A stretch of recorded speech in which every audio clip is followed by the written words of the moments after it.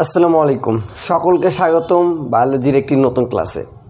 আমি কয়েকটা regular class দিব, কয়েকটা অধ্যায়ের ওপরে অধ্যায়, অর্থাৎ আমাদের ইন্টারের যে শর্ট সিলেবাসটা দেওয়া হয়েছে, অর্থাৎ এইচএসসি 2021-এর যে শর্ট সিলেবাসটা দেওয়া হয়েছে, সেই সিলেবাসের যে ইম্পর্টেন্ট কয়েকটা জিনিসগুলো আমি রেগুলার কয়েকটা ক্লাস করাবো। প্রথম ক্লাসটা আজকে আমি করাবো হচ্ছে ঘাসফড়িংয়ের রক্ত সংবহন।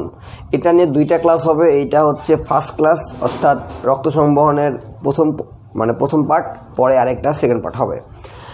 আমাদের আগে জানতে হবে যে রক্ত সংবহনটা কি, এটা কয় প্রকার হয়, এবং প্রাণী দেহে তাছাড়া বিভিন্ন রকম যে কীটপতঙ্গ আছে, মানুষ কীটপতঙ্গ, তারপরে আর্থ্রোপোডা, যে মলাস্কা, এই পর্বগুলো প্রাণীদের যে রক্ত সংবহনের পার্থক্যটা সেটা আমাদের জানতে হবে। তো প্রথমে পরিচয় দিই, আমি মোহাম্মদ রাগিব শাহরিয়ার।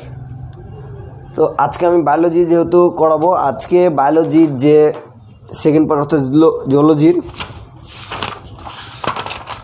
হচ্ছে ঘাসফড়িংয়ের রক্ত সংবহন তন্ত্র, অর্থাৎ জীববিজ্ঞান দ্বিতীয়পত্র, যেটা হচ্ছে গাজী আজমল স্যারের বই। আজমল স্যারের বইয়ের 75 পৃষ্ঠাতে নিচের দিকে আমরা দেখতে পাচ্ছি যে ঘাসফড়িংয়ের রক্ত সংবহন তন্ত্র। তো এটা সম্পর্কে আলোচনা করব। তার আগে আমাদের জানতে হবে আসলে রক্ত সংবহনটা কি এবং রক্ত সংবহনটা কত প্রকার। তো প্রথমে আমরা একটা জিনিস জেনে রাখি যে সাধারণত কিন্তু রক্ত সংবহনটা দুই প্রকার। তার মধ্যে প্রথম একটা প্রকার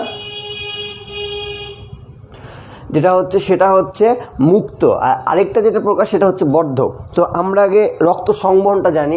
আসলে রক্ত সংবহনটা কি সেটা সম্পর্কে আগে জানি। আমরা প্রথমে আচ্ছা, আমি কিন্তু এখনই কিন্তু ঘাসফড়িংয়ের রক্ত সংবহন তন্ত্র শুরু করিনি। আমরা কিন্তু আগে রক্ত সংবহন তন্ত্রের বেসিক নলেজ যেটা সেটা জানতে হবে, কেননা আমাদের অ্যাডমিশন পরীক্ষা, মেডিকেল অ্যাডমিশন পরীক্ষা থেকে শুরু করে সব পরীক্ষা কিন্তু এটা সম্পর্কে কোশ্চেন আসবে। সো আমরা যদি বেসিক না জানি তাহলে আমরা কখনোই একটা বিষয় নিয়ে বিস্তারিত বুঝতে পারবো না বা জানতে পারবো না। সো আমরা প্রথমে শুরু করি। তো আজকে যেহেতু আমরা রক্ত সংবহন তন্ত্র প্রথমে জানবো, তো আচ্ছা আমরা প্রথমে আগে রক্ত সংবহন তো রক্ত সংবহন সম্পর্কে আমরা প্রথমে জানবো। আজকে আমাদের পড়া কিন্তু জুলজি অর্থাৎ দ্বিতীয় পত্রের দ্বিতীয় অধ্যায়।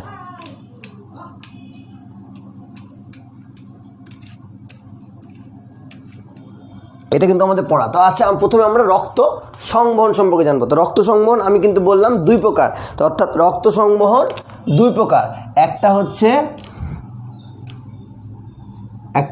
মুক্ত আর একটা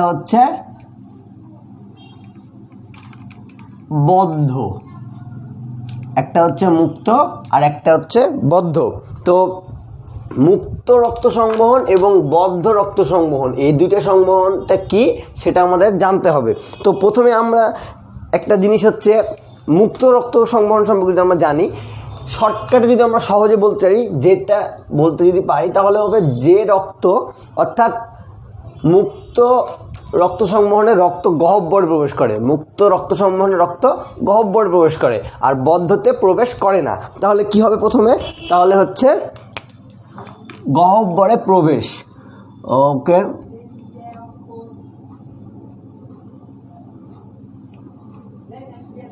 গহ্বরে প্রবেশ, আর এটাতে প্রবেশ করে না, না, অর্থাৎ গহ্বরে প্রবেশ করে না।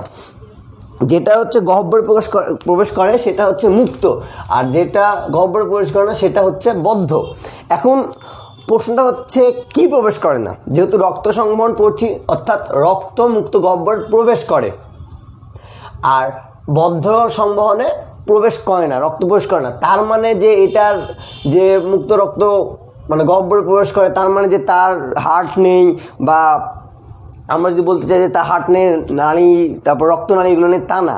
আসলে জিনিসটা কী হয়েছে, আমরা যদি একটু বিস্তারিত জানি, বদ্ধ সংবহন যেটা, সেটা কিন্তু আমাদের মানব শরীরে, অর্থাৎ সাপোজ এটা মনে করে আমাদের হচ্ছে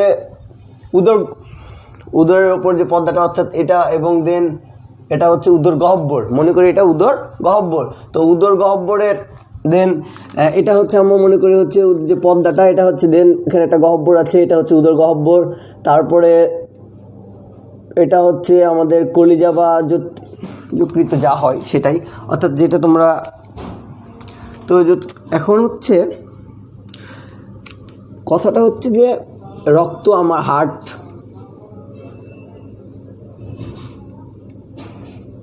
দেন আমার হার্টে চারটা, এখন হার্ট থেকে আমার রক্ত যতটুকু আসে কী করে, কিডনি কলিজাতে আসে কী করে, সেটা সম্পর্কে যদি আমরা জানি তাহলে রক্ত কিন্তু আমাদের এখানে আসে একটা রক্ত নালীর মাধ্যমে।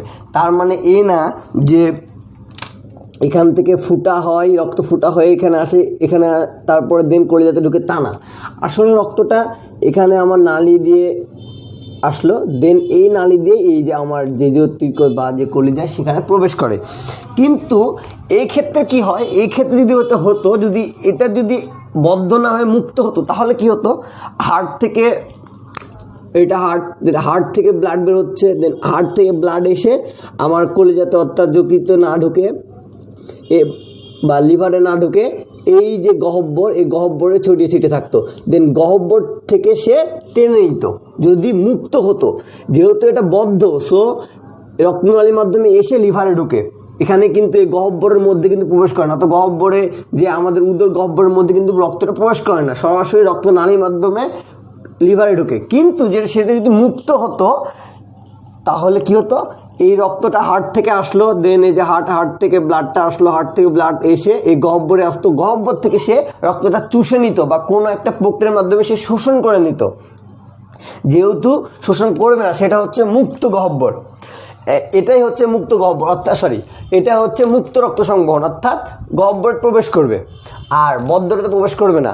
এখন আমি বোঝাতে পারছি কি না, সাপোজ মনে করি আমরা,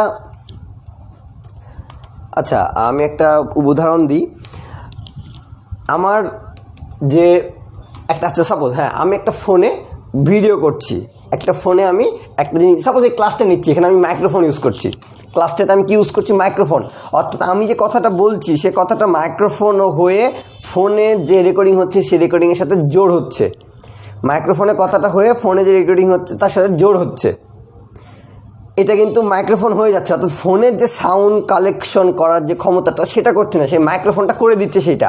এখন সেকেন্ড অফ অল আমি মাইক্রোফোনটা খুলে ফেললাম, তারপরে হচ্ছে যে মাইক্রোফোনটা যে প্লাগটা ইন করেছিলেন প্লাগটাও আউট করে নিলাম, তাহলে আমার ফোন এবং ক্যামেরার মধ্যে এই সাপোজ মাইক্রোফোনটা থাকলো না, আমি ফোন থেকে মাইক্রোফোনটা খুলে নিলাম, তাহলে এই দুইটার মধ্যে আমার মাইক্রোফোনটা থাকলো না। তাহলে কি হলো, আমি ফোন থেকে ভিডিও করছি, সরাসরি মাইক্রোফোনে যাচ্ছে, তাহলে কি হলো, এই সাইডে মনে করি এই ইয়ারফোনটা হচ্ছে রক্তনালী, মনে করি এই মাইক্রোফোনটা হচ্ছে রক্তনালী, অর্থাৎ আমি যে কথাগুলো বলছি, সেটাই রক্ত, অর্থাৎ আমি হার্ট, রাগীব নামের একটা রাগীব হার্টটা হচ্ছে কথা বলছে, অর্থাৎ সে রক্ত দিচ্ছে, রক্তটা নালীর মাধ্যমে বা যে সেটা হচ্ছে এই রাগীব হার্টের যে কথাগুলো সেটা যে ফোনের ক্যামেরাতে বা ফোনের যেটা রেকর্ড করছে সেটা রেকর্ড হচ্ছে। কিন্তু অপর ক্ষেত্রে কি হচ্ছে, মুক্তটার ক্ষেত্রে কি হচ্ছে, রাগীব হার্ট কথা বলছে, কথাটা বলার পরে এই মাইক্রোফোন ইউজ করছি না, সো সে ক্যামেরাটা সরাসরি সেটা নিয়ে নিচ্ছে, আমি কথাটা ছিড়িয়ে দিচ্ছি, কথাটা বলছি সেটা ছড়িয়ে যাচ্ছে এবং ফোনের যে কালেকশনটা সেটা নিয়েছে, সেখানে আমার রক্তনালীটা ইউজ হচ্ছে না, তার মানে এ না যে মুক্ত গহ্বর রক্তনালী নাই। আমি মাইক্রোফোনটা খুলে ফেললাম কিন্তু রক্তনালীর মাইক্রোফোনটা তা থাকলো ওখানে, এবং রক্তনালী যেটা থাকলো সেই রক্তনালীটা অর্থাৎ মাইক্রোফোনটা কিন্তু সাউন্ড নিচ্ছে, আমি যেটা নিচ্ছি এটা হটিয়ে রাখলাম, কথা বলছি, এখন কথাটা আমার ফোনও নিচ্ছে, ফোনের যে রিসিভার সেও নিচ্ছে, মাইক্রোফোনটা নিচ্ছে, সে নিচ্ছে, সমস্যা নেই, কিন্তু আমি যে কথা বলছি সেটা সরাসরিও যাচ্ছে ফোনে, এইটা হচ্ছে মুক্ত, এবং আর এপারে এটা হচ্ছে বদ্ধ। আশা করি আমি বুঝাতে পেরেছি ছোটো জিনিসটা। এখন মুক্ত গহ্বর আর মুক্ত রক্ত সংবহন এবং বদ্ধ রক্ত সংবহন, সাধারণত বদ্ধ রক্ত সংবহনটা হচ্ছে আমাদের যে মেরুদণ্ডী প্রাণী বা উন্নত প্রাণীগুলো তাদের ক্ষেত্রে বদ্ধ রক্ত সংবহনটা হয়, এবং যেটা নিম্ন শ্রেণীর সেগুলোর ক্ষেত্রে কিন্তু মুক্ত হয়। এখন মেরুদণ্ডী জেলা অর্থাৎ মেরুদণ্ডী প্রাণীদের বদ্ধ হয় আর অমেরুদণ্ডীদের কিন্তু মুক্ত হয়। কিন্তু আবার হচ্ছে আমাদের যে অ্যানিমেলিডি আর এবং হচ্ছে কোয়াডাটা যে পর্ব দুইটা, অ্যানিলিডি এবং কোয়াডাটা, এই দুইটা পর্ব কিন্তু সাধারণত বদ্ধ হয়। আর মুক্ত যদি উদাহরণ দিতে চাই, আর্থ্রোপোডা, মালাস্কা, এগুলো হচ্ছে মুক্তর ক্ষেত্রে হয়। তো আশা করি আমি বোঝাতে পেরেছি। এখন আমাদের হচ্ছে কথা যে রক্ত সংবহন, মুক্ত রক্ত সংবহন। তো মুক্ত রক্ত সংবহনটাই আমাদের প্রধানত ঘাস ফড়িংয়ের ক্ষেত্রে, ঘাস ফড়িংয়ের মুক্ত রক্ত সংবহন। আমরা বদ্ধ রক্ত সংবহনের দিকে না যাই। সো আমরা বদ্ধ রক্ত সংবহনটা আর আগাচ্ছি না, এটা পরের অন্য ক্ষেত্রে। দেন তো আমাদের এখন আলোচনার বিষয় হচ্ছে মুক্ত রক্ত সংবহন। এখন মুক্ত রক্ত সংবহনের নাম কিভাবে কাজ করে এইটা, দেন আমরা ঘাস ফড়িংয়ের মধ্যে যাব। তো ওকে, আমরা একটু যাই।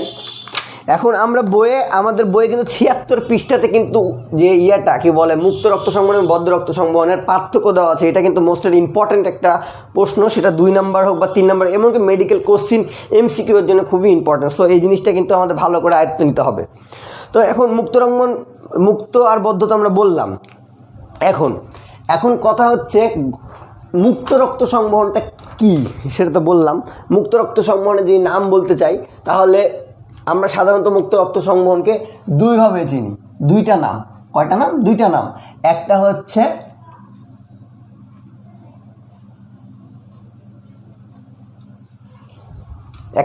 সিল, একটা হচ্ছে সিল। ওয়েট এ মিনিট, ওকে। মুক্ত রক্ত সংবহন, আচ্ছা, গহ্বরের আমাদের দুইটা নাম। একটা হচ্ছে COEL, সিল, এটা কিন্তু কয়েল না, সিল। এবং আরেকটা হচ্ছে সাইনাস। তাহাকে আমার মনে হয় লেখা বোঝা যাচ্ছে। একটা হচ্ছে সিল আর একটা হচ্ছে সাইনাস। এখন সিল মানেও গহ্বর, সাইনাস মানেও গহ্বর। সিল মানেও গহ্বর, সাইনাস মানেও গহ্বর। আর আমরা কিন্তু সাধারণত ইউজ করি হচ্ছে রক্তের ক্ষেত্রে ইউজ করি হচ্ছে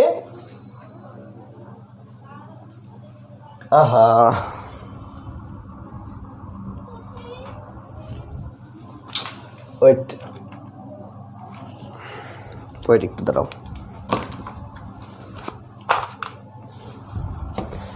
আমরা কিন্তু রক্তের ক্ষেত্রে ইউজ করি হিম, অর্থাৎ রক্ত যেহেতু গহ্বর মানে হচ্ছে সিল বা সাইনাস, আর আমরা রক্তের ক্ষেত্রে ব্যবহার করি হিম। এখন কোনো কিছু যদি আমরা ইউজ করতে যাই বা এটা সম্পর্কের সাথে এটা যোগ করতে যাই, সাপোজ রাগিবের, রিসাবের, তারপরে হার্টের, তারপরে যা এর যুক্ত করি, সেক্ষেত্রে হচ্ছে যোগ করতে হয় ও। অর্থাৎ মুক্ত রক্ত সংবহনের একটি নাম হিমোসিল। মুক্ত রক্ত সংবহনের একটি নাম হিমোসিল। এই জিনিসটা কিন্তু আমার জানতে হবে। হিমো এখানে হচ্ছে এই এতটুকু মানে হচ্ছে রক্ত এবং সিল মানে গহ্বর, অর্থাৎ মুক্ত রক্ত সংবহনের একটি নাম হিমোসিল। মুক্ত রক্ত যে এটা বলছি একটি নাম হচ্ছে হিমোসিল। এখন হিমোসিল মানে হচ্ছে আমাদের মুক্ত রক্ত সংবহন। এখন প্রশ্ন আসে সাধারণত হিমোসিলটা কি, এই জিনিসটা সম্পর্কে যখন আমাদের বলতে যাই তখন কিন্তু আমাদের অসুবিধা হয়। আসলে হিমোসিলটা কি, বা সাপোজ আমরা পড়লাম হিমোসিল, কিন্তু যখন অনেক সময় প্রবলেম হয় যে হিমোসিলের প্রশ্ন আসলে তখন হিমোসিলটা গরমিল পেকে যায়। এই জিনিসটা আমাদের মাথায় রাখতে হবে। এখন আমরা যে এই হলো, তারপরে হচ্ছে মুক্ত যে রক্ত সংবহনটা এতটুকুই আমরা জানি। এরপরে আমরা যে ইয়েটা আছে কি বলে ঘাস ফড়িংয়ের যে রক্ত সংবহনটা, সেটা রক্ত সংবহন তন্ত্র বা রক্ত সংবহনের যে জিনিসটা আছে সেটা সম্পর্কে আমরা জানবো। হিমোসিলটা সম্পর্কে আমাদের জানলেই হবে।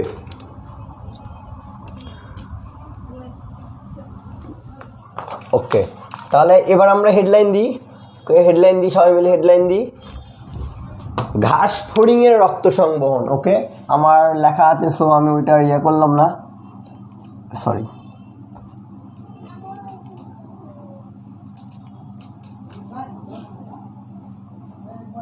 আচ্ছা, আসছে না কেন?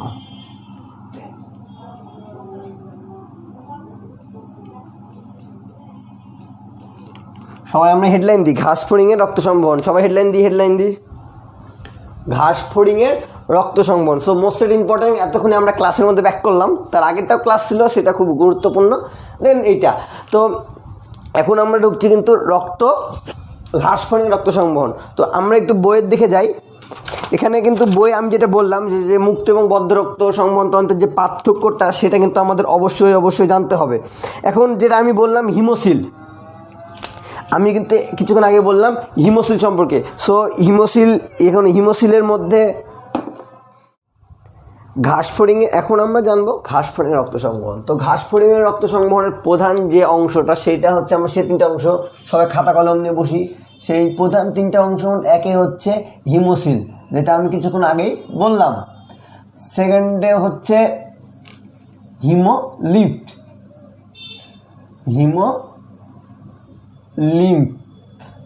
এখন হিমোসিলটা কি সেটা তো বললাম। হিম মানে রক্ত, আর সিল মানে গহ্বর, অর্থাৎ রক্তপূর্ণ গহ্বরকে হিমোসিল বলে, অর্থাৎ রক্তপূর্ণ গহ্বরকেই হিমোসিল বলে। এটা তো হয়ে গেল, সেটা 1 নাম্বার। 2 নাম্বার, এখন এটা কিন্তু কথা আমরা লাগাতেও পারবো অবশ্যই। এখন সাপোজ আমরা লাগালাম হিমোসিল কাকে বলে, রক্তপূর্ণ গহ্বরকে হিমোসিল বলা হয়। আরও যদি কথা লাগাতে চাই আমরা, রক্তপূর্ণ গহ্বরকে সাধারণত হিমোসিল বলা হয়। আরও যদি কথা লাগাতে চাই যে গহ্বরে রক্তপূর্ণ থাকে তাকে হিমোসিল বলা হয়। অর্থাৎ আমি কথা লাগালে কথা হবে, সো এটা নিয়ে আমরা না যাই। যে এখন আমরা আসবো হিমোলিম্ফ। এখন হিমোলিম্ফটা আসলে কি? হিমোলিম্ফটা যদি আমরা বলতে চাই, হিমোলিম্ফ এখন হচ্ছে লাসিকা গ্রন্থ, তো আমরা জানি লাসিকা গ্রন্থের মধ্যে কি থাকে। এখন রক্তের লাসিকার মধ্যে থাকে হচ্ছে শ্বেত রক্তকণিকা, অর্থাৎ যেটা বর্ণহীন বা সাদা। এখন ফিজিক্সের ভাষায় বলতে গেলে বর্ণহীন আর সাদা কিন্তু আলাদা। এখন আমরা ওই দিকে না যাই, যেহেতু বায়োলজি পড়ছি। সো আমরা শ্বেত রক্তকণিকা, তার সাথে অনুচক্রিকা কিছু পরিমাণে থাকে। তারপরে হচ্ছে জৈব অজৈব যে সকল উপাদানগুলো সেগুলো কিন্তু অনেকটা থাকে। এখন আমরা লাসিকার মধ্যে কি থাকে, লাসিকার মধ্যে আমরা তো বললাম লাসিকার মধ্যে কি থাকে, লাসিকার মধ্যে থাকে হচ্ছে আমার শ্বেত রক্তকণিকা, তারপরে দেন থাকে হচ্ছে শ্বেত রক্তকণিকার পরে দেন থাকে হচ্ছে অনুচক্রিকা, কিছু পরিমাণে অনুচক্রিকা থাকে। তারপরে দেন আরেকটা যেটা বললাম সেটা হচ্ছে জৈব বা অজৈব উপাদান, এগুলো কিন্তু থাকে। এখন কথা হচ্ছে যে ঘাসফড়িংয়ের রক্তের মধ্যে কিন্তু, যেহেতু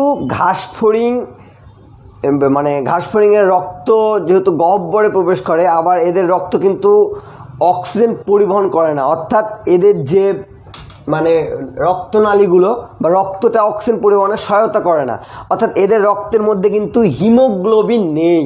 এদের রক্তের মধ্যে কি নেই? হিমোগ্লোবিন নেই। আর সাধারণত রক্তের রং লাল হওয়ার কারণ কিন্তু হিমোগ্লোবিন, সেটা কিন্তু আমরা সবাই জানি যে হিমোগ্লোবিনের ফলে কিন্তু রক্তটা লাল হয়। যেহেতু ঘাসফড়িংয়ের রক্তে হিমোগ্লোবিন নেই কিন্তু লাসিকা আছে, আবার আমরা জানি মানুষের শরীরে কিন্তু লাসিকাও আছে, হিমোগ্লোবিন আছে, কিন্তু হিমোগ্লোবিনের পরিমাণটা বেশি থাকায় ফলে রক্তটা লাল। কিন্তু ঘাসফড়িংয়ের কি নেই? হিমোগ্লোবিন নেই, কিন্তু লাসিকা আছে। আবার লাসিকার মধ্যে যে রক্তগুলো সেটা হচ্ছে শ্বেত রক্তকণিকা, অর্থাৎ সাদা বা বর্ণহীন যেটা বলি। এই কারণে ঘাসফড়িংয়ের রক্ত কিন্তু লাল নয়। এটা কিন্তু ইম্পর্টেন্ট প্রশ্ন যে ঘাসফড়িংয়ের রক্তটা লাল নয় কেন, বা এরকম টাইপের প্রশ্ন যেটা সেটা, অর্থাৎ ঘাসফড়িংয়ের রক্ত লাল নয় কিন্তু এই কারণে, অর্থাৎ লাসিকার মধ্যে থাকে শ্বেত রক্তকণিকা, অর্থাৎ সাদা রক্তকণিকা, যার ফলে কিন্তু সেটা হচ্ছে সাদা। এখন যেটা আমরা যদি বলি তেলাপোকার ক্ষেত্রে একটা কিন্তু কমন প্রশ্ন থাকে যে তেলাপোকার ক্ষেত্রে কি, বা তেলাপোকার যে একটা খুব একটা ছোটোখাটো একটা প্রশ্ন থাকে, যদি যেহেতু আমরা ফানি বায়োলজিস্ট একটু মজা তো করতেই হবে। এখন প্রশ্ন একটা থাকে, সেটা হচ্ছে যে তেলাপোকার মাথা কেটে নিল বলে সে অনেক দিন বাঁচতে পারে, এরকম কিছু একটা প্রশ্ন।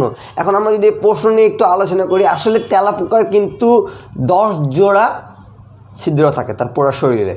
আমাদের কয় জোড়া? যদি শ্বাস নেওয়ার জন্য 2 জোড়া, সো কিন্তু তেলাপোকার কিন্তু 10 জোড়া থাকে, যার ফলে তার মাথা না থাকলেও কিন্তু অন্য 10 জোড়াতে সে প্রতিনিয়ত। কিন্তু আরেকটা কথা, তেলাপোকার যে অক্সিজেন প্রবেশের জন্য কিন্তু আমাদের হচ্ছে যে রক্তনালী রক্তবাহিকা, এটা কিন্তু লাগে না, সরাসরি অক্সিজেনটা প্রত্যেকটা কোষে পৌঁছে যায়। যার ফলে আমরা যদি বলতে চাই যে তেলাপোকার রক্ত পরিবহনটা এই কারণে কিন্তু, যে মাথা না থাকলেও বাঁচবে, এরকম একটা আসলে এটা সায়েন্টিফিক ব্যাখ্যা। এখন এভাবে কিন্তু আমরা কোনো প্রমাণ করেও দেখিনি বা হয়নি যে বেঁচে থাকে, এরকম আসলে কতটা যুক্তিপূর্ণ, যেহেতু মাথার সাথে অনেক কিছু থাকে, খাদ্য গ্রহণ থেকে শুরু করে। সো এটা আমাদের একটু আলাদাই করতে হবে, সো ওইদিকে না যাই।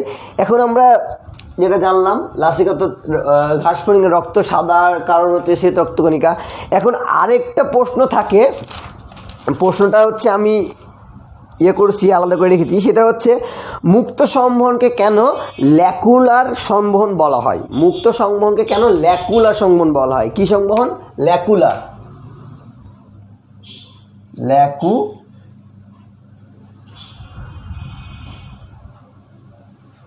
ল্যাকুলার, অর্থাৎ এটা আমি আলাদা করে রাখছিলাম যে এটা কিন্তু খুব ইম্পর্ট্যান্ট একটা প্রশ্ন যে মুক্ত সংবহনকে কেন ল্যাকুলার সংবহন বলা হয়। এখন ল্যাকুলার মানেও কিন্তু গহ্বর, ল্যাকুলার মানেও গহ্বর। সো যে সংবহন অর্থাৎ ল্যাকুলার সংবহনেও কিন্তু এই যে মুক্ত সংবহন অর্থাৎ ল্যাকুলার সংবহনেও আমাদের রক্ত কিন্তু গহ্বরে প্রবেশ করে, অর্থাৎ ল্যাকুলার মানে তো গহ্বর, অর্থাৎ এই সংবহনটা ল্যাকুলার মধ্যেও মানে প্রবেশ করে। এই কারণে কিন্তু মুক্ত সংবহনকে ল্যাকুলার সংবহন বলা হয়। এটা কিন্তু সাধারণত বইয়ে নাই, কিন্তু খুব ইম্পর্ট্যান্ট একটা প্রশ্ন। এই জিনিসটা কিন্তু মানে মাথায় রাখতে হবে যে মুক্ত সংবহনকে কেন ল্যাকুলার সংবহন বলা হয়। তো আরেকটা যেটা বাকি ছিল সেটা হচ্ছে 3 নাম্বার, সেটা হচ্ছে পৃষ্ঠীয় বাহিকা। পৃষ্ঠীয় বাহিকা, এখন পৃষ্ঠীয় বাহিকা বলার কারণ কি? আমরা যদি ঘাসফড়িংটা করি, আমাদের হাড় থাকে কিন্তু বুকের দিকে অর্থাৎ বক্ষে, কিন্তু ঘাসফড়িংয়ের ক্ষেত্রে থাকে হচ্ছে পিঠে বা পিছনে বা পৃষ্ঠে, অর্থাৎ আমাদের হার্ট থাকে কিন্তু সামনে, অর্থাৎ আমাদের রক্ত পরিবহন যেটা চলে, যেটা মূল যেখান থেকে চলে, যেখানে সব পুরোটা সামনে থেকে, কিন্তু ঘাসফড়িংয়ের ক্ষেত্রে পেছন থেকে, যার ফলে সেটাকে পৃষ্ঠীয় বাহিকাও মানে রক্ত সংবহনের পৃষ্ঠীয় বাহিকার একটা অংশ। অর্থাৎ পৃষ্ঠীয় বাহিকা যেহেতু ঘাসফড়িংয়ের মানে একটা রক্ত সংবহনের একটা অংশ, এর মধ্যে কী থাকে? হার্ট, রক্তনালী, এই যে যে মানে রক্ত সংবহনের সাথে সম্পৃক্ত যে জিনিসগুলো সেটা কিন্তু থাকে সাধারণত পৃষ্ঠীয় বাহিকাতে। সো এই 3টা হচ্ছে প্রধান অংশ। এখন আমরা যদি ঘাসফড়িংয়ের ভিতরে যেই মানে ঘাসফড়িংয়ের, তাহলে ঘাসফড়িংটা আমাদের একটু আচ্ছা এখানে থাক। আচ্ছা একটু আমরা ঘাসফড়িং ড্রয়িং করি। সো কেউ মানে কিছু মনে করবেন না, ড্রয়িং খুবই খারাপ। ওকে, ঘাসফড়িং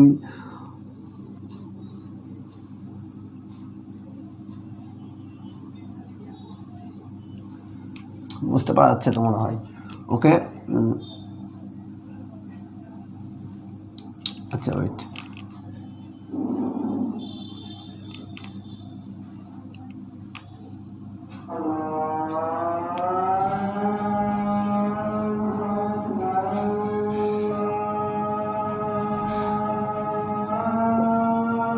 আচ্ছা আমরা নামাজের একটু আজানের একটু বিরতি দিই, দেন আবার আসছি আমরা। সো একটু বিরতি। আমরা আজানের পরে একটু ব্যাক আসলাম। হ্যাঁ, তো যেটা আঁকাচ্ছিলাম আমি আর কিছু আঁকাইনি। সো এটা যেহেতু ড্রয়িং খারাপ, এটা বোঝা যাচ্ছে তো মনে হয় ঘাসফড়িং। আমি একটু বলি, এই যে এটা ঘাসফড়িংয়ের, যাই হোক এটা পৃষ্ঠীয় অঞ্চল, এটা হচ্ছে স্টার্নাম অঞ্চল, এটা লেজ। ওকে, আমরা লেজটা একটু বোঝা যাচ্ছে। যাই হোক কোনো রকম একটা হয়েছে। এখন কথা হচ্ছে যে ওপরের যে অংশটুকু, অর্থাৎ এই ওপরের এইটাকে বলে হচ্ছে টারগাম, এটাকে বলে টারগাম, আর নিচের এই অংশটাকে বলে হচ্ছে স্টার্নাম, এটাকে বলে হচ্ছে স্টার্নাম। আমরা তো পড়েছি স্টার্নাম, পরশুকা, স্টার্নাম অর্থাৎ বুকের, দেন এটা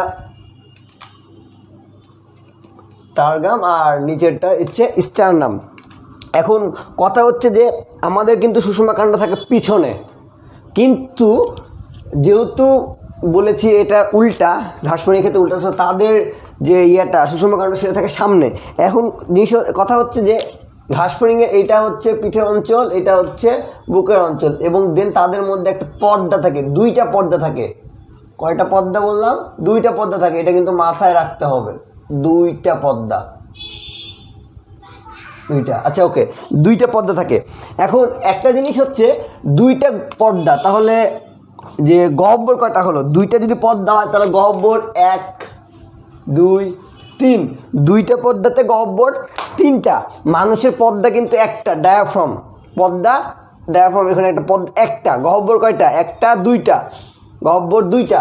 ঘাসফড়িংয়ের পর্দা 2টা, গহ্বর 3টা। তাহলে সাপোজ যদি কারো পর্দা যদি 4টা হয়, গহ্বর কয়টা হবে? কমেন্ট তাড়াতাড়ি।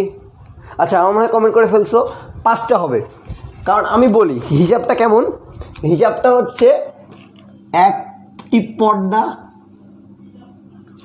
ইকুয়াল টু 2টা গহ্বর, আবার 2টি পর্দা ইকুয়াল টু 3টি গহ্বর। তাহলে তিনটা Padma equal to dot dot dot এরকম। তাহলে আমরা আশা করি বুঝাতে পেরেছি যে পদ্মা যা হবে গহ্বর তার থেকে একটা বেশি হবে, অর্থাৎ পদ্মা যা হবে গহ্বর তার থেকে একটা বেশি হবে। তাহলে ঘাসফড়িংয়ের পদ্মা হচ্ছে 2টা, তাহলে অবশ্যই তার গহ্বর হবে 3টা। এখন কথা হচ্ছে যে এই যে পদ্মাটা গেল, এখন এই পদ্মাটা এই যে হিমোসিলের এই যে এখানে যে পদ্মাটা গেল, তো এই পদ্মার এপারে এইটা কিন্তু পৃষ্ঠীয় অংশ, এইটা হচ্ছে পৃষ্ঠীয় অংশ বা টার্গাম, অর্থাৎ পৃষ্ঠীয় অংশের মধ্যে কিন্তু হার্ট, তারপরে রক্তনালী যেটা প্রধান সেটা এখানে থাকবে, যেহেতু নিচে এসে এখানে সুষুমা কাণ্ড থাকবে, কি থাকবে? সুষুমা কাণ্ড। তো এখন আমরা বলি যে প্রথমে কিন্তু আমরা জেনেছিলাম যে গহ্বরের আরেকটা হচ্ছে মিনিং হচ্ছে সাইনাস, গহ্বরের আরেকটা মিনিং হচ্ছে সাইনাস। তাহলে এখানে যে 3টা গহ্বর হলো, সেই 3টা গহ্বরের যে নাম আছে সে নামটা এখন আমরা জানবো। তাহলে গহ্বরের যে 3টা যে নাম আছে সে 3টা নাম এখন আমরা জানবো। তো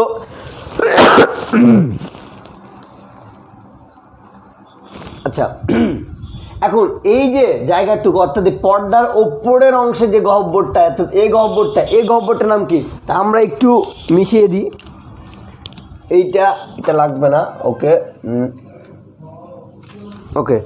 তো ওপরে যে গহ্বরটা আছে এই গহ্বরটার নাম হচ্ছে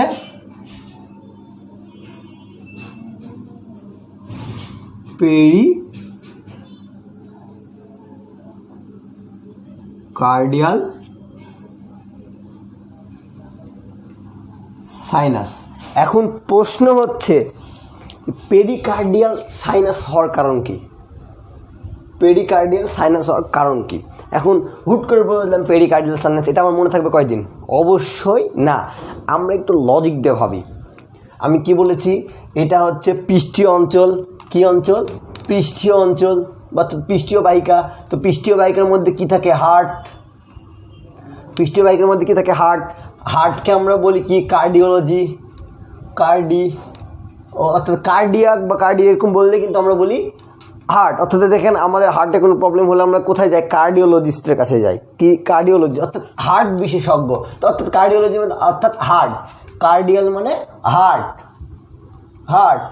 এখন সাইনাস মানে কি বলেছি? গহ্বর। সো এটা হচ্ছে গহ্বর। এখন প্রশ্ন হচ্ছে তাহলে পেরিকার্ডিয়াল সাইনাস মানে কি হলো? হার্টের গহ্বর।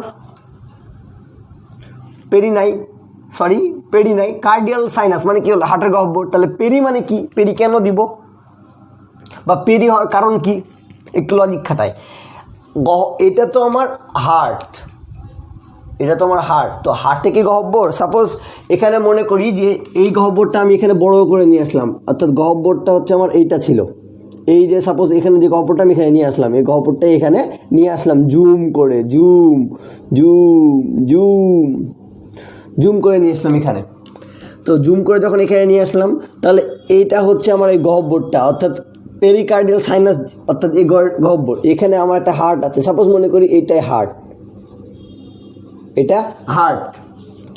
এখন গহ্বরটা কি হার্টের মধ্যে না হার্টের চারিপাশে? অবশ্যই হার্টের চারিপাশে গহ্বর, হার্টের মধ্যে নয়, হার্টের চারিপাশে। তো এখানে আছে হার্ট, তো হার্টের মধ্যে বলছে অবশ্যই না, হার্টের চারিপাশে। তো পেরি মানে হচ্ছে চারিপাশ, অর্থাৎ পেরিকার্ডিয়াল সাইনাস অর্থাৎ হার্টের চারিদিকের গহ্বর। হার্ট অর্থাৎ হৃৎপিণ্ডের চারিদিকে গহ্বরকে বলা হয় পেরিকার্ডিয়াল সাইনাস ইংলিশে। এখন এটা তো আমাদের অবশ্যই মনে থাকবে। এখন আগে যদি আমি বলতাম পেরিকার্ডিয়াল সাইনাস কেন হলো, মুখস্থ করতে হবে। তো আমরা তো জাস্ট বুঝতেই পারছি, এখন তো মুখস্থ করার কিছু নাই। এই যে চিত্রটা ভালো করে আমি এটাই সাপোজ এটা ডিজিটাল, এটা হচ্ছে ডিজিটাল ঘাসফড়িং। আমরা কিন্তু ডিজিটাল হার্ট শিখেছিলাম। ভিডিওটা না দেখলে বা ক্লাসটা না যদি দেখা হয় একটু দেখে আসবেন, ক্লাসটা আমার উপরে আই বাটনে পাবেন। ক্লাসটা খুব ইন্টারেস্টিং। ডিজিটাল হার্টের মাধ্যমে হার্টকে সহজে ব্যাখ্যা। সো এরকম সাপোজ এটা হচ্ছে ডিজিটাল ঘাসফড়িং। এইভাবে জাস্ট ছবিটা চোখের মধ্যে অন্তরে যে হার্ট পড়তেছি হার্টের মধ্যে চেপে রাখেন, এখানেভাবে তুলেন, এভাবে ঢুকিয়ে দেন হার্টের মধ্যে। তাহলে ছবিটা কি? ছবির ওপরের অংশ আমরা ভাবছি ওপরের অংশতে, ওপরের অংশের নাম পেরিকার্ডিয়াল সাইনাস। কেন হলো? প্রশ্ন কেন হবে? আমাদের ওপরের অংশটাকে আমরা বলি গহ্বর মানে হচ্ছে সাইনাস। যেহেতু আমরা গহ্বর পড়ছি, এটা কিসের মধ্যে ছিল? এই গহ্বরটা হিমোসিলে ছিল, অর্থাৎ আমরা এখানে লিখে রাখি এটা হিমোসিলে পড়ছি, হিমোসিলে পড়ছি। তো হিমোসিল মানে কি গহ্বর, অর্থাৎ এখানে অবশ্যই গহ্বরটা উল্লেখ থাকা লাগবে। কোনো কিছু যদি প্রকার বলি, পদ কত প্রকার, পদ 5 প্রকার, 8 প্রকার, পদ যত প্রকার হোক, পদ কত প্রকার, কনফিউশন হয়ে গেছে। পদ ওখানে যখন প্রকার বলি এত হ্যান ত্যান, সে ওর পাশে তো ওর নামটা থাকে এরকম। তাহলে সাইনাস মানে গহ্বর নাম আছে না? অবশ্যই আছে। এখন কার্ডিয়াল মানে হচ্ছে হার্ট, অর্থাৎ এখন আমরা কিন্তু জানি চিত্রের মাধ্যমে যে হার্ট থাকবে উপরের অংশে, গহ্বর থাকবে। তাহলে হার্ট থাকবে উপরে, গহ্বর থাকবে। হার্ট আর গহ্বর লিখে দিলাম, হার্ট আর গহ্বর হয়ে গেল। গহ্বরটা কোথায়? চারিপাশে। কার চারিপাশে? হার্টের। অর্থাৎ হার্টের আগে পেরিকার্ডিয়াল সাইনাস, হার্টের চারিপাশে গহ্বর। আমার মনে হয় না এটার ভুল হবে। ক্লাসটা ভালো করে বুঝলে আর এই জিনিসটা বুঝলে আমার মনে হয় ভুল হবে। সো প্রথমের অংশে কি থাকে এটা মুখস্থ হয়ে গেছে, আর কোনো চিন্তা। এখন যদি বলে পেরিকার্ডিয়াল সাইনাস কাকে বলে, কি মানে কাকে বলে, যদি প্রশ্ন দেয়, আমার মনে হয় না এই ক্লাসটা যারা করেছে তাদের ভুল হবে।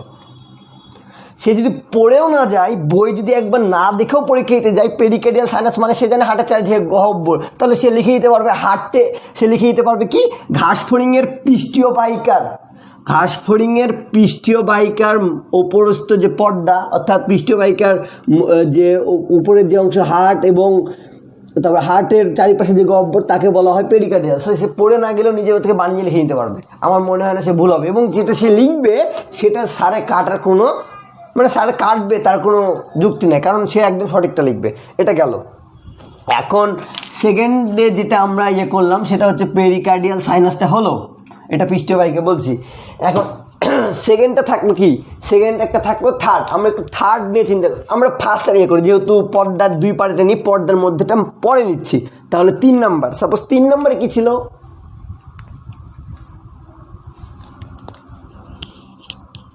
আরে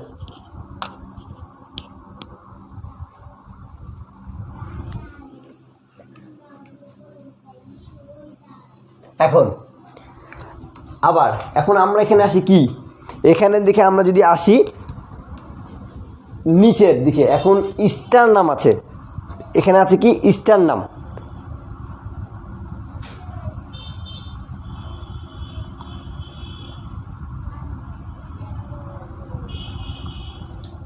এটা কিন্তু স্টারনাম, এবং এখানে আমি কি বলেছি, স্নায়ু রজ্জু থাকে। মানুষের স্নায়ু রজ্জু থাকে পিছনে, ঘাসফড়িংয়ে থাকে সামনে। স্নায়ুরজ্জু মানে কি? স্নায়ুরজ্জুর মধ্যে থাকে কি? নিউরন। কি থাকে? নিউরন। এখন কথা হচ্ছে এখানে থাকে স্নায়ুরজ্জু। হার্টের বেলায় বললাম পেরিকার্ডিয়াল সাইনাস, তাহলে স্নায়ুরজ্জুর ব্যাপারে প্রশ্নটা আপনাদের কাছে আপনারা বলবেন, কমেন্টটা তাড়াতাড়ি করবেন। এবার আমি বলে দিই উত্তরটা, আশা করি কমেন্ট করছেন। এটার ক্ষেত্রে বললাম পেরিকার্ডিয়াল সাইনাস, এটা থাকবে স্নায়ুরজ্জু মানে নিউরন, তাহলে নিউরাল, আর সাইনাস মানে গহ্বর, সাইনাস লিখলাম। সাইনাস গহ্বরটা কার? নিউরনের চারিপাশে, অর্থাৎ নিউরনের চারিপাশে পেরিনিউরাল সাইনাস। 3 নম্বরটা কি? Perineural sinus. উপরেরটা কি ছিল? Pericardial sinus. কেন কার্ডিয়াল? হার্ট আছে ওপরে, তাই পেরিনিউরাল সাইনাস। কেন নিউরাল? স্নায়ুরজ্জু আছে, তো স্নায়ুরজ্জু থাকলে কি হলো? স্নায়ুরজ্জুর মধ্যে নিউরন থাকে, তো নিউরন থাকার ফলে সেটাকে পেরিনিউরাল সাইনাস, পেরিনিউরাল সাইনাস। আশা করি নিচের এটা আর কোনোদিন ভুল হবে না। পেরিনিউরাল সাইনাস কাকে বলে সেটা কোনোদিন ভুলবো না, বা হিমোসিলের যে 3টে প্রথম অংশ, সে 3টে অংশ কোনোদিন ভুলবো না। এখন আসি আমরা পর্দার মধ্যে, ওপরে গেল নিচে গেল, পর্দার মধ্যে। পর্দার মধ্যে 2 নম্বরে ছিল 2। এখন পর্দার মধ্যে কি আছে? পর্দার মধ্যে আছে মধ্য। মধ্য মানে কি? মধ্য মানে হচ্ছে ভিসেরাল। ভিসেরাল মানে মধ্য বা মাঝখান বা ভিতরের অংশ, তাহলে ভিসেরাল। এখন ভিসেরালটা কি হবে? পেরি, তাহলে মাঝখানে চারিপাশে পেরি। সাইনাস মানে গহ্বর, অর্থাৎ মাঝখানের চারিপাশে, অর্থাৎ মাঝখানে যে একটা জায়গা, ওই জায়গা জুড়ে বা ওই জায়গাটার চারিপাশে যে ভিসেরাল, অর্থাৎ মাঝখানের চারিদিকে। খালি মাঝখান যদি বলি আমরা, একটা কলমে একটা মাঝখান, শুধুমাত্র মাঝখানে ধরবেন, মাঝখান খালি মাঝখান এরটুকু, কিন্তু আমার কথা মাঝখান এতটুকু না, মাঝখান সব মাঝখানে চারিপাশে যতটুকু আছে ততটুকুও নিবে। অর্থাৎ পেরি মানে কি বলেছি? চারিপাশ, অর্থাৎ পেরি ভিসেরাল সাইনাস, অর্থাৎ মাঝখানে চারিপাশে যে ফাঁকা গহ্বরটুকুকে সেটাকে বলা হয় হচ্ছে পেরিভিসেরাল সাইনাস। তো আশা করি যে ঘাসফড়িংয়ের যে হিমোসিলের যে 3টা যে সাইনাসগুলো অর্থাৎ গহ্বরগুলো, এই গহ্বরগুলো যদি পরীক্ষায় পড়েও না যায়, খালি চিত্র যদি অর্থাৎ ডিজিটাল ঘাসফড়িংয়ের চিত্র যদি মনে থাকে, ডিজিটাল যুগে ডিজিটাল ঘাসফড়িংয়ের চিত্র যদি মনে থাকে, আমার মনে হয় না পড়ে না গেলেও পরীক্ষা থেকে লিখতে পারবে না। পড়ে না গেলেও যে পরীক্ষাতে লিখতে পারবে না তার কোনো গ্যারান্টি নেই, কারণ এটা যে চিত্র যে জানে, আর এটা যে চিত্র জানে সে পরীক্ষায় যেগুলো হুবহু যে লিখে আসলে পরীক্ষা নাম্বার পাবে। যেমনটা আমার হার্টে অর্থাৎ ডিজিটাল হার্টে যেটা শিখেছিলাম, সে যদি পড়েও না যায়, ডিজিটাল হার্টে পুরোটা জানে যদি সে একবার যদি করে, অটোমেটিকলি সে লিখে পুরো পাতা বরঞ্চ অন্য থেকে ভালো লিখে আসবে। কারণ একটা জিনিস আমি সবসময় মানি এবং বিশ্বাস করি এবং নিজের কাছে প্রতিফলিত, আপনি একটা জিনিস সেভাবে শিখবেন। কেমন করে প্রশ্নটা কিভাবে শিখবো? সেইভাবে শিখবেন। কিভাবে? যেভাবে শিখলে আপনি অপরজনকে শিখাতে পারবেন। কেননা আপনি যখন অপরজনকে শিখাতে যাবেন, অবশ্যই আপনাকে তার থেকে একটা অংশ হলে বেশি জানতে হবে, যে সে ওই প্রশ্নটা করতে পারে, এই আগাম বা উপস্থিত বুদ্ধিটা আপনাকে থাকতে পারে। একটা জিনিস পড়লেন, পড়ার পরে এই প্রশ্নটা সে আপনাকে করবে, এরকম একটা ধারণা আপনাকে করে নিতে হবে। সে অর্থাৎ ওই প্রশ্নটা সে করুক না করুক, কিন্তু কোনো প্রশ্নটা আসতে পারে, ওই প্রশ্নটা আপনাকে আয়ত্ত করে নিতে হবে, যাতে সে বলার আগে আপনি বলতে পারেন বা বুঝাতে পারেন, সেভাবে আয়ত্ত করতে হবে। তো এইভাবে এই কথাটা আপনি যদি বিশ্বাস করেন, তাহলে অবশ্যই আমার মনে হয় না কোনো দিন ভুলবেন। আর আপনি যদি এভাবে পড়েন এবং এটা পড়ার পরে এভাবে দেখলেন, মুখস্থ করলেন, বা মুখস্থ না তো এইভাবে দেখার পরে আপনার আয়ত্ত হলো, এবার আপনি বইটা একবার রিডিং পড়লেন, দেখবেন যে বইয়ের যা লেখা আছে হুবহু মিলে যাচ্ছে। তখন দেখবেন যে আপনি এভাবে বুঝলেন, সহজে বোঝাতে পারলেন, দেন আপনি ওটাকে বুঝাতে পারবেন এবং খুব সহজে অন্যজনও বুঝে যাবে। তো আজকের ক্লাসটা এতটুকুই, আমি এই কটা জিনিসই বললাম। সেকেন্ড ক্লাস যেটা আছে, সেকেন্ড ক্লাসে আমি বাকি যে দুইটা আছে অর্থাৎ হিমোলিফট এবং পৃষ্ঠীয় বাইকে যে ইয়েটা বাকি থাকলো, সেটা আমি পুরোটা শেষ করবো ইনশাআল্লাহ। তো প্রথম ক্লাস আজকে এখান পর্যন্তই। তো আমি ক্লাসটা একটু রিভাইজ করি, যেহেতু আমার এখানে আর নেই, আমি একটু বইয়ের দিকে যাই। তো প্রথমে আমাদের 75 পৃষ্ঠাতে এখানে আছে হচ্ছে আমার ঘাসফড়িংয়ের রক্ত সংবহনতন্ত্র, আপনারা দেখে নেবেন, যেটা হচ্ছে বায়োলজি বই। এখানে তারপরে দেন রক্ত সংবহনটা, মানব শরীর রক্ত সংবহনটা হচ্ছে দুই প্রকার, একটা হচ্ছে আপনার মুক্ত এবং একটা হচ্ছে বদ্ধ। তো মুক্ত রক্ত সংবহন যেটা হচ্ছে গহ্বরে প্রবেশ করবে রক্তটা, আর বদ্ধ যেটা হচ্ছে গহ্বরে প্রবেশ না করে রক্তনালীর মাধ্যমে সরাসরি চলে যাবে। আমি যেটা হেডফোনের উদাহরণ অর্থাৎ মাইক্রোফোনের উদাহরণ দিয়েছিলাম, অর্থাৎ আমার কথাটা যাচ্ছে মাইক্রোফোনে যখন যাচ্ছে তারের মাধ্যমে একটা অংশে যাচ্ছে, আরেকটা হচ্ছে আমি ওটাকে ছড়িয়ে দিচ্ছি সেটার মাধ্যমে যাচ্ছে। এই দুইটা আমাদের একটু ব্যবস্থা করতে হবে এবং দেন এই যে বিষয়গুলো সেটা সম্পর্কে জানতে হবে। তারপরে ঘাসফড়িংয়ের রক্ত সংবহনতন্ত্রের যে তিনটা অংশ অর্থাৎ হিমোসিল, হিমোলিফট এবং পৃষ্ঠীয় বাইকা। এখন পৃষ্ঠীয় বাইকা বলার কারণ কি? যেহেতু ঘাসফড়িংয়ের হাড় থাকে পিঠের দিকে অর্থাৎ পৃষ্ঠ, এই কারণে পৃষ্ঠীয় বাইকা। তিনটা অংশ হিমোসিল কাকে বলে? সিল মানে জানি গহ্বর, সিল মানে গহ্বর, আর হিম মানে রক্তর ক্ষেত্রে ব্যবহার করা হয় হিম, তাহলে হিম সিল। এখন এই দুইটাকে যখন যোগ করব, তখন যোগ করার ক্ষেত্রে হিমোসিল লিখতে হবে। তো হিমোসিল মানে হচ্ছে রক্তপূর্ণ গহ্বরকে বলা হয় হিমোসিল। তারপরে হিমোসিলের পরে হিমোলিফ। এখন হচ্ছে মানুষের শরীরে বা রক্ত লাল হওয়ার কারণে হিমোগ্লোবিন থাকে, যেহেতু ঘাসফড়িংয়ে হিমোগ্লোবিন নেই, ফলে হিমোলিফটের মধ্যে যে প্রচুর পরিমাণে অর্থাৎ প্রচুর পরিমাণে হচ্ছে লিম্ফোসাইট থাকে, অর্থাৎ শ্বেত রক্তকণিকা যেটা, বা লাসিকার মধ্যে শ্বেত রক্তকণিকা থাকে, অনুচক্রিকা থাকে কম পরিমাণে, জৈব অজৈব যে উপাদানগুলো থাকে। তো অজৈব যে উপাদানগুলো থাকে অর্থাৎ রক্তটা সাদা, যেহেতু হিমোগ্লোবিন থাকে না, রক্তটা লাল না, সেহেতু রক্তকণা শ্বেত মানে বর্ণহীন বা সাদা। এই ক্ষেত্রে হচ্ছে আপনার সাদা, ঘাসফড়িংয়ের রক্তটা সাদা। তো আর পৃষ্ঠীয় বাইকা যেহেতু পৃষ্ঠের দিকে থাকে বললাম। এখন হিমোসিলের যে বা ঘাসফড়িংয়ের রক্ত সময় যে প্রধান তিনটা অংশ, পর্দা হচ্ছে দুইটা পর্দার জন্য ভাগ তিনটা, অর্থাৎ পর্দা যা হবে ভাগ তার থেকে একটা বেশি হবে। পর্দার ভাগ তিনটা। প্রথমটা যেহেতু পৃষ্ঠের দিকে, তো পৃষ্ঠের দিকে ভাগটার নাম হচ্ছে পেরিকার্ডিয়াল সাইনাস। কেন? কার্ডিয়াল মানে হার্ট, আর পৃষ্ঠের দিকে হার্ট থাকে। সাইনাস মানে আমরা প্রথমে বলেছি গহ্বর, একটা ছিল সিল আর একটা হচ্ছে সাইনাস। সিল মানে গহ্বর, সাইনাস মানে গহ্বর। আর মাঝখানে আমি একটা প্রশ্ন দিয়েছিলাম ল্যাকুলার মানেও গহ্বর, অর্থাৎ তিনটা মানে গহ্বর। তো এখানে পেরিকার্ডিয়াল মানে হার্টের গহ্বর, কিন্তু এখানে পেরি মানে কি চারিপাশে, অর্থাৎ যেহেতু হার্টের চারিপাশে গহ্বর, সো পেরিকার্ডিয়াল সাইনাস। মাঝখানে যেহেতু সেকেন্ড ডে পর্দার মধ্যে, তো মধ্য মানে মাঝখান, তো অর্থাৎ পেরিভিসেরাল সাইনাস, অর্থাৎ মাঝখানের যে অংশটুকু সেই অংশটুকু, তো সে সাইনাস।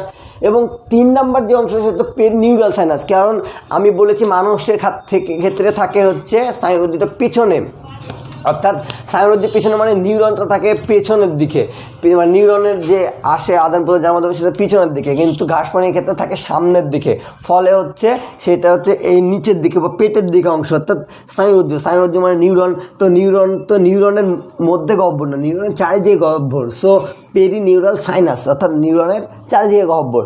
এই আচ্ছা, হিমোসিলটা আমি শেষ করলাম, এখন বাকি থাকলে হিমোলিক, আমি আগামী দিন হিমোলিক শেষ করার চেষ্টা করব। তো আজকে ক্লাসটা এখান পর্যন্ত, কেমন লাগলো জানাবেন। আর আপনারা কি বিষয়ে বায়োলজিকে সহজ করে জানতে চান বা বায়োলজির কোন টপিকটাতে আপনাদের একটু সমস্যা, যেটাতে পরীক্ষাতে সমস্যা হয়, এই বিষয়টা জানতে চান, সেটা কমেন্টে জানাবেন।